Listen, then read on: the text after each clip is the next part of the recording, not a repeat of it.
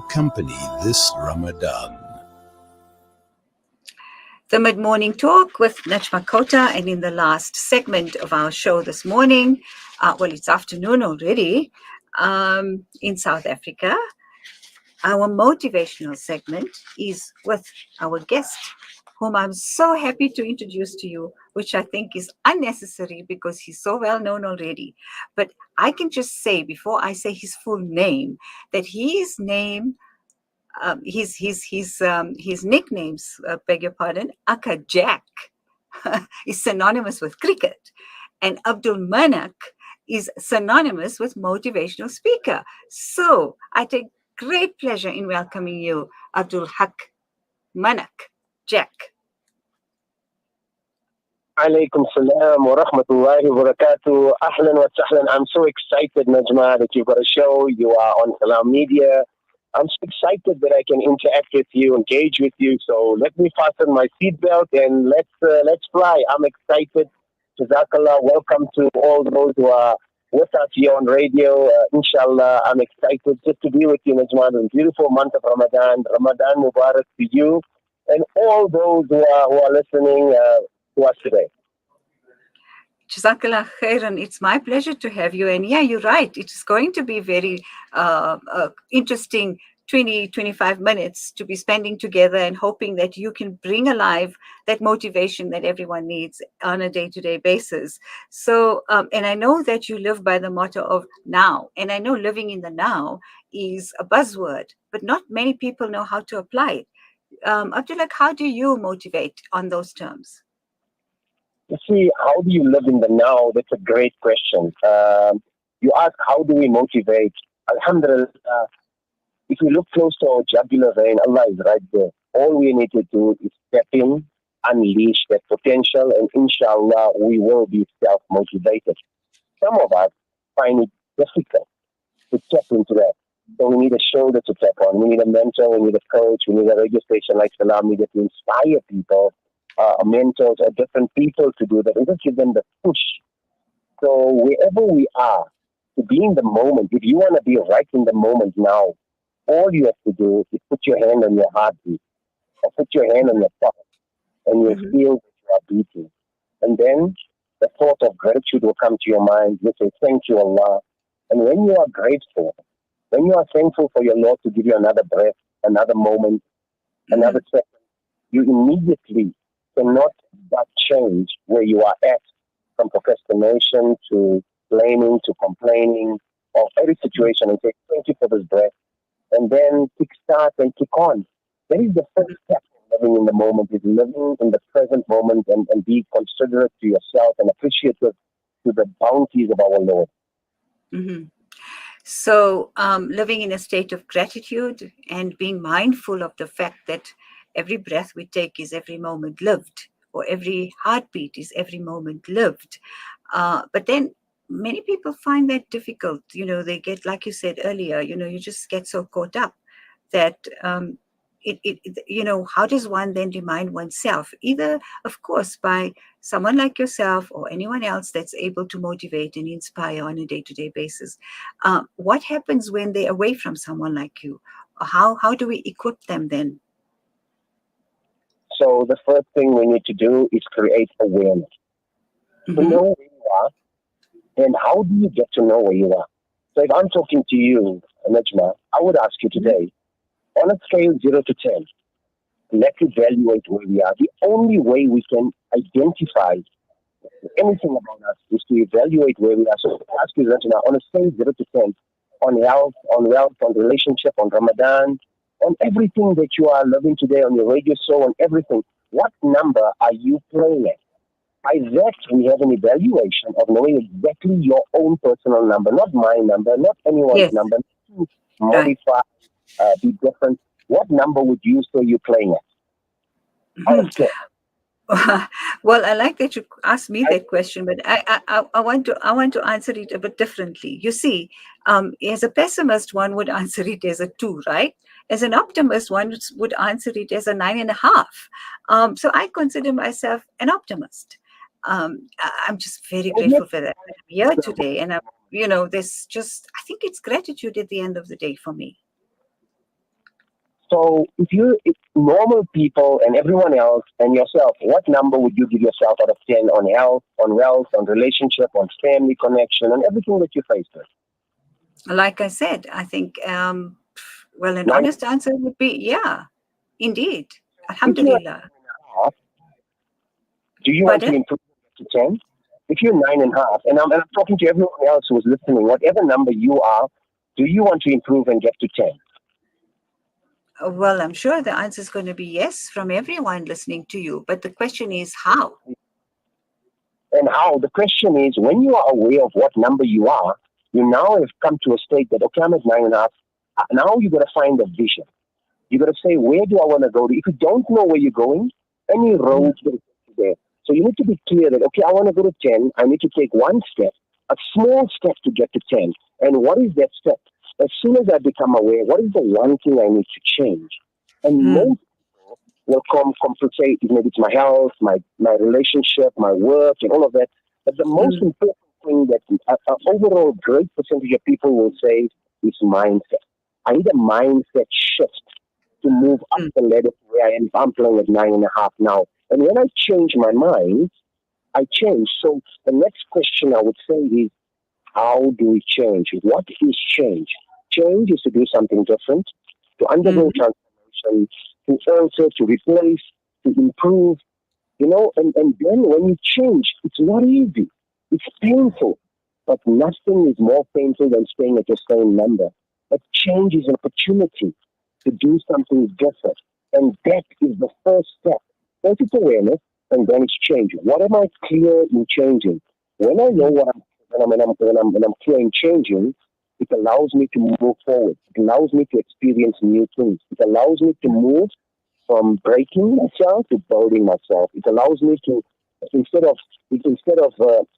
responding and reacting in a negative way, it's starting to do things better and more positively. So the purpose of life is not to be happy, but it is to try our best at every moment. Life is both happy and sad, good and bad, right and wrong, positive and negative. But when we step into change, life changes. We have to change where we are. So we need to change. And that is the starting point. Can I do an activity with you? And everyone who's listening can do it, and we can talk about change. Is that okay with you, Najma? Yes, certainly. But before you do that, can I just add to what you were saying? I think change is about getting out of the comfort zone, right? And I think that's the most difficult step to take. And then there's always the pain of change, as they call it. So I think, if I may add, it's important to address the change. It's important to identify, like you were saying, what the actual change is that you need to make. And that comes about through awareness. And how does one then create that awareness? And I think perhaps with this exercise that you're going to now put me on the spot with, will take us to that sense of awareness. So I'm ready. Let me do the exercise with you, right? So as we acknowledge, we now have to accept that we must change. We must accept we want to move forward. And when we accept, let us look at how we change and the fear and the difficulty. So if you open your hand in front of you, and everyone who is listening, open their hands in front of them, facing each other. Both hands. Both hands. And, I'm doing that. Right. And like you're hugging someone, like it's open in front of you, like your body length. Is that okay? Yeah. And now, am I doing it right? Close your hand slowly. Pardon? Close your hand.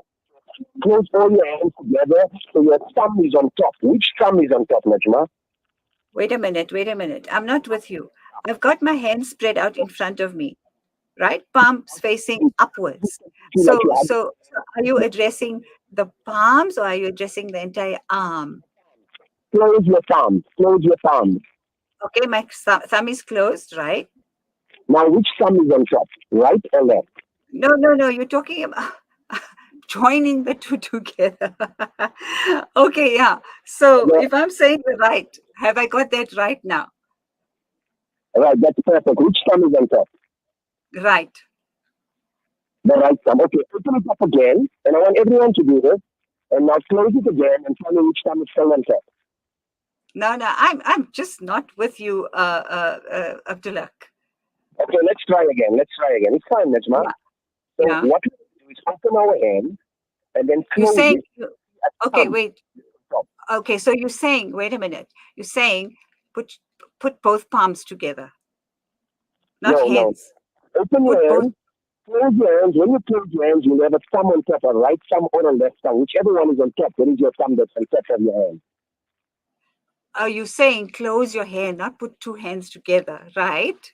Yeah, just close your hand, and now you see as you're closing your hands, your fingers, your hands, your fingers are all close together, jointed together, and one thumb is on top, either the right thumb or the left thumb. Are you with me? Yes, I'm with you. So which thumb is on Which top of one you? is up and which one is down? I just don't get it. Both are up. Okay? Yeah, so which thumb is on top? The right thumb or the left thumb is on top? Both. Right thumb is top.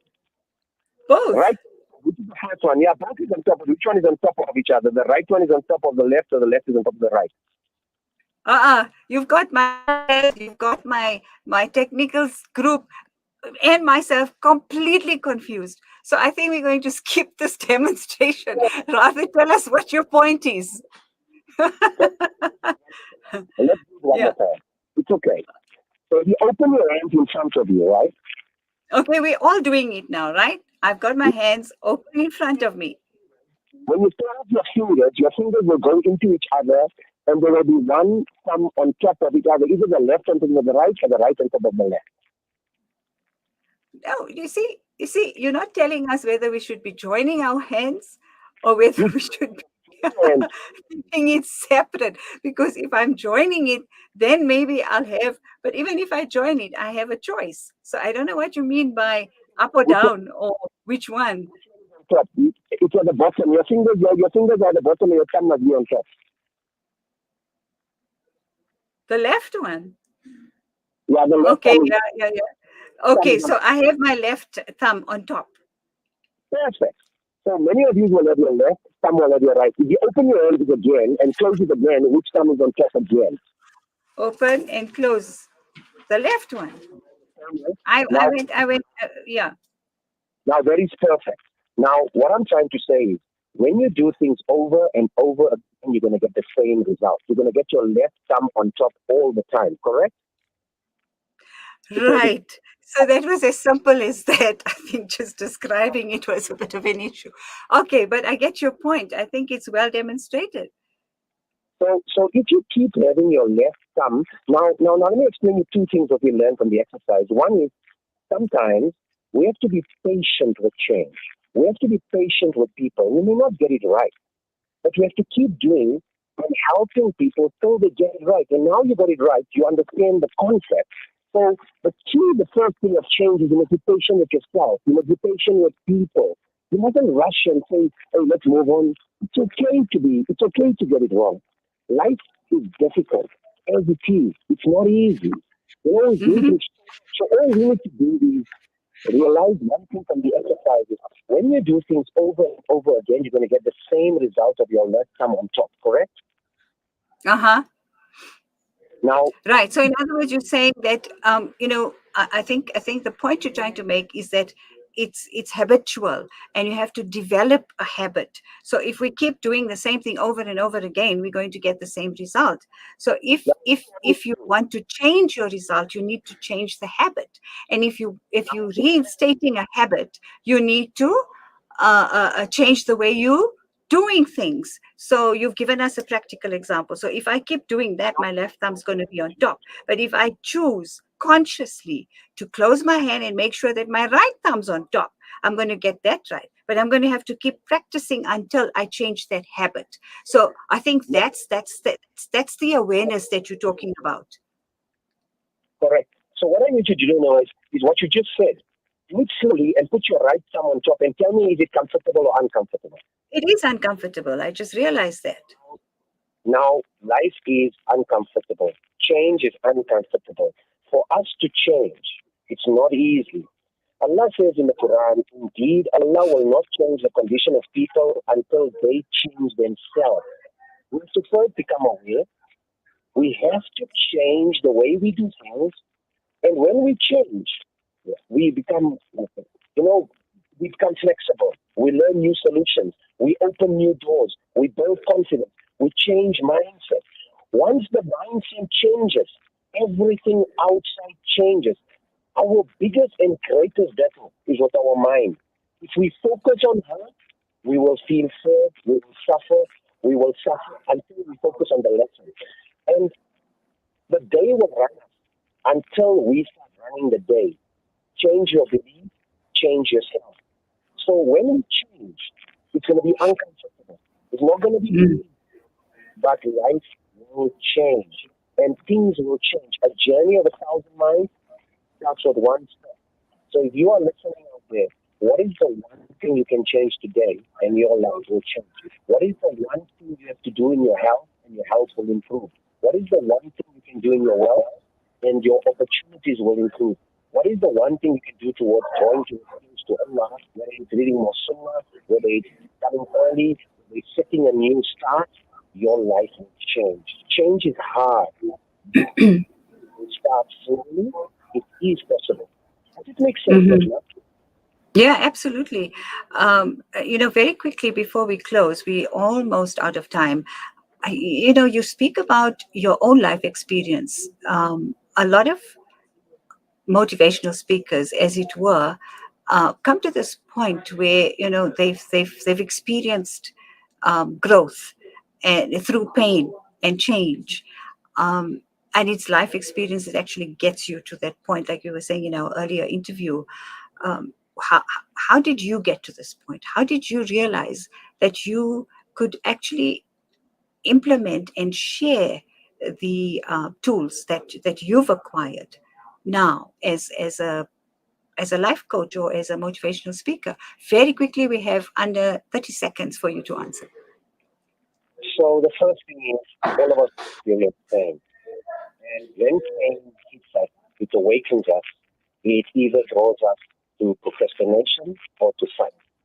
But if it draws us to Allah and we turn to Him, our life will change.